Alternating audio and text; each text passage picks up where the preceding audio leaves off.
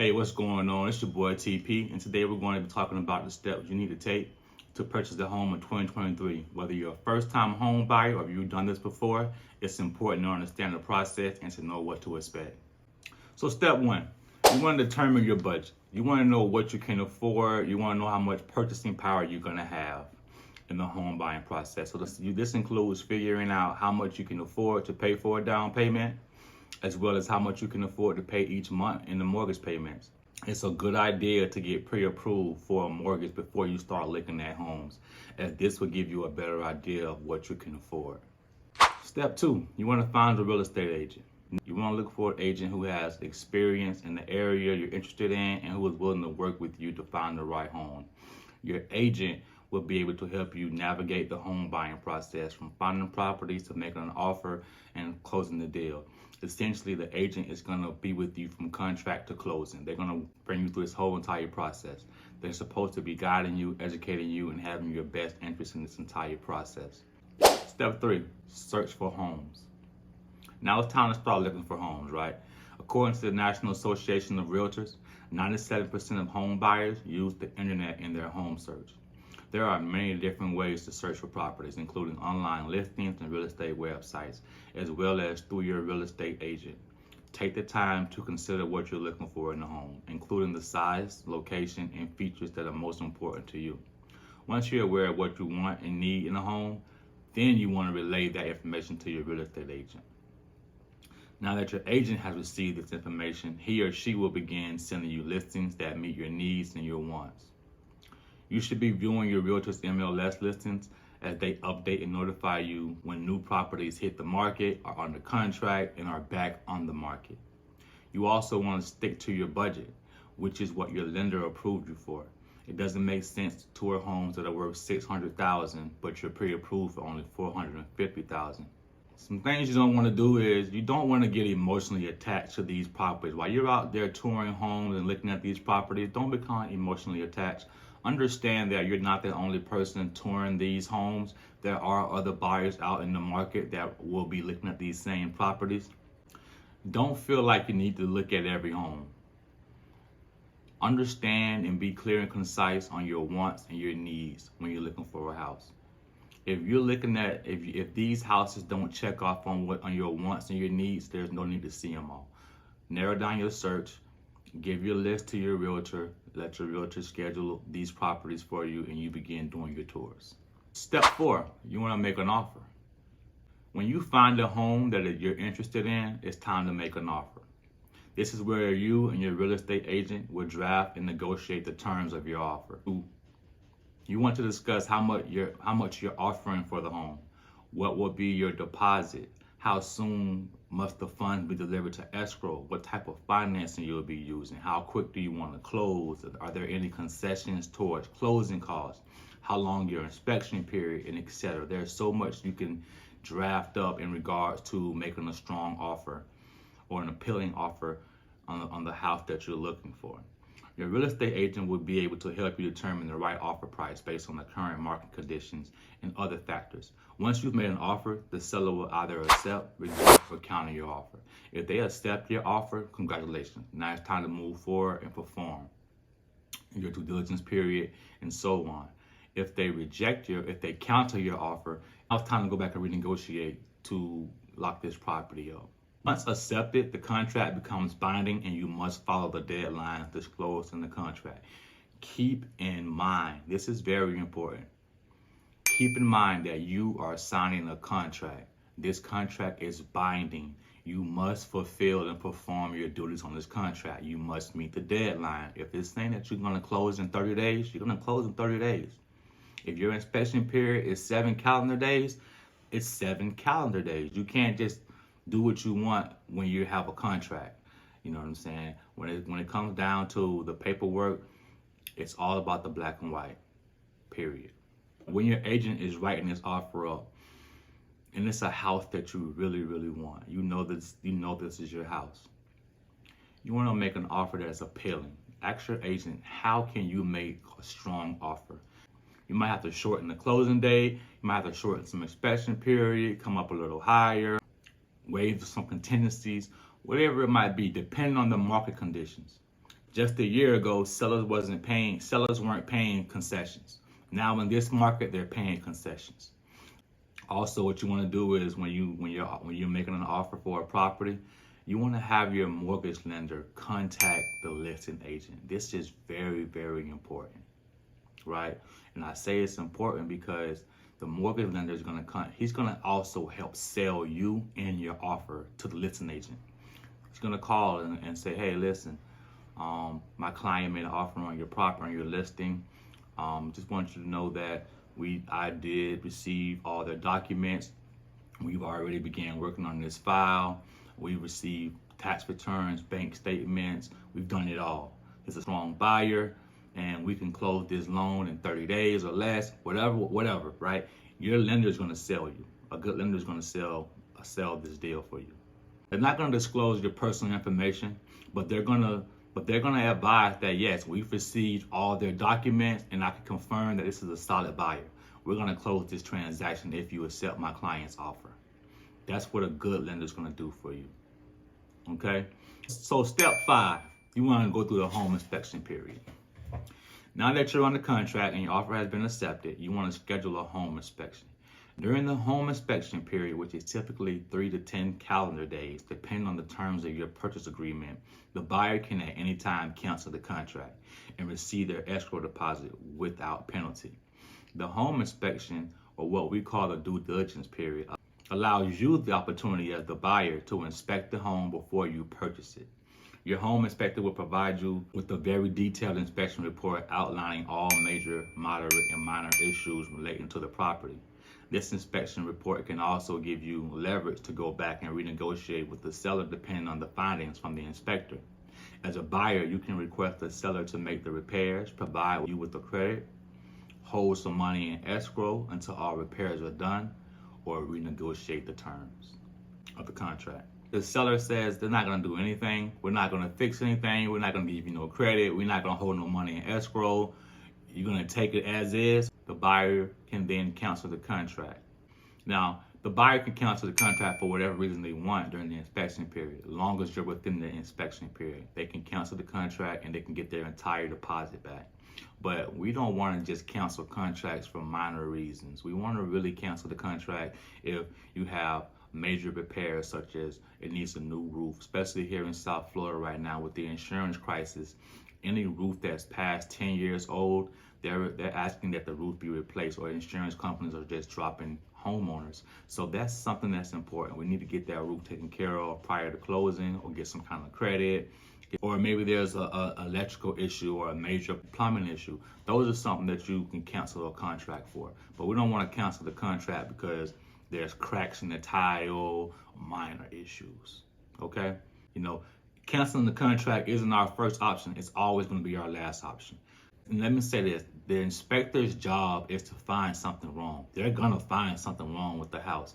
I've sold many houses. There has never ever been one house that we didn't find one thing wrong. That's their job. Even new construction homes. I've sold new construction homes and we still had inspections done on these properties. And there have been things that they found wrong. Were they minor? Yeah. Did the buyer continue to move forward the process? Absolutely. So they're going to find something wrong. I promise you that. But it's up to you and your agent to know what's major, minor, and moderate to you. If it's major and you feel like, hey, look, I'm not willing to take on this expense, then cancel the contract, walk away, move on, and find you something else. But if it's moderate or it's minor and the seller is willing to, work with you, try to do what you can to resolve that issue. All right? So step 6, you want to order the appraisal and the insurance. So you now passed the inspection period. You and the seller have come to terms and have both agreed to move forward in the process, right? Now you want to order your appraisal. The appraisal is ordered by the lender, but is paid for by the buyer. So the buyer is going to pay for this expense out of pocket.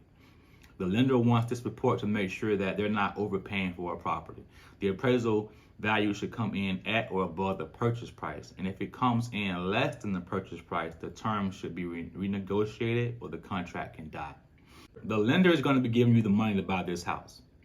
The lender is going to order an appraisal because they want to know the value of this property. They don't want to buy a property that It's under contract for $500,000, right? But then it appraises and come back, and the appraisal report says the property is worth $475,000. That's a $25,000 difference or a $25,000 loss that the lender isn't willing to take. So what has to happen is the appraisal must come in to meet the contract price. So if the contract is $500,000, the appraisal must come in at $500,000 or above. If it comes in less than $500,000, we have to go back and renegotiate to the seller and say, hey, look, Mr. or Mrs. Seller, the appraisal report came back in.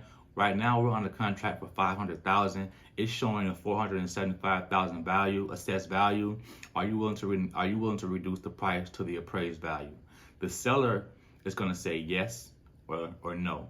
If the seller says yes, then we're going to do an addendum. We're going to draft an addendum saying that buyer and seller agreed to reduce the purchase price to the appraised value. Seller says no, I'm not going to reduce my price to meet the appraised value. You have to come up with the difference. So that means you as the buyer now have to pay the $25,000 difference out of your pocket. If you can do that and you're willing to do that, cool. But if you're like, no, I'm not paying that. I don't see the value in that. I don't want to be underwater before I even step foot in this house, whatever, right? You can then cancel the contract at no fault, at no harm. What I mean by that is you can then cancel the contract and still get your entire deposit back, and you can't be held liable for anything, and the property will go back on the market. You also want to get your insurance ordered, right? You want to call and get a few quotes from insurance agents to insure the property, because you're not going to be able to close on this home without having insurance prior to closing. Underwriter is going to be requesting that you send the declaration or whatever showing that you have insurance. Now, depending on where you live at, the requirements and stuff are going to be different. Quick tip: do not provide the insurance company the entire inspection report. This could be a very big mistake, and I'm going to say it because you're disclosing more than you have to. If you give them the entire report, they're going to analyze that report, go over it, and they're going to look for any reason to deny you coverage. Any reason. They're just looking for a reason to say, nope, we can't insure you, right? You only want to give the insurance company what they ask for. Usually here in South Florida, when my clients are searching for insurance, we're going to provide the 4-point inspection and the wind mitigation report. We're not going to give them the entire report, okay? Step 7, the underwriting process. So now you've gotten pre-approved. You found your realtor. You began looking for properties. You wrote an offer. You're under contract. You've gotten your home inspection. You've then ordered your appraisal. You've gotten your insurance. Now we're just waiting for the underwriting process to continue to play out. This is the process where the lender is going to take your pre-approval and working to get it fully approved, right? So they are very thorough and diligent in this process. They ask for lots of information, and they ask for the same information more than once. Listen, just be patient and deliver them the documents that they're asking for, and deliver them ASAP. And I say that because you don't want to delay your process. It shouldn't take you 2 and 3 days to get them documents that they're asking for. If the lender, a processor, or whomever is asking you for a document, they should have that document within a couple hours. The faster you respond and get them what they need, the faster you can close on your home. The longer you take on providing them documents, the longer it's going to take you to close on your property. And you don't want to be the reason why the closing gets delayed or the closing gets pushed back and you have to request for an extension. So be very timely on getting these documents submitted to your lender. Once the lender or the processor get those documents back from you, you're going to forward this information to the underwriter. The underwriter is then going to come back with a conditional approval. The conditional loan approval is saying, hey, your loan is approved based on the following conditions. If they don't get these documents, they can't close. The documents could be something such as updated bank statements, updated pay stub, proof of home insurance. They might ask you for a letter of explanation. So you want to respond to the processors and your lender and get them the documents that the underwriter is asking for ASAP. You have to be patient during this process. You're gonna probably be aggravated as shit. I'm not gonna even lie to you because it's very repetitive. It's the same stuff. You're gonna be like, damn, man, I just sent you my bank statements 2 days ago. I sent you my pay stubs last week. Just be patient.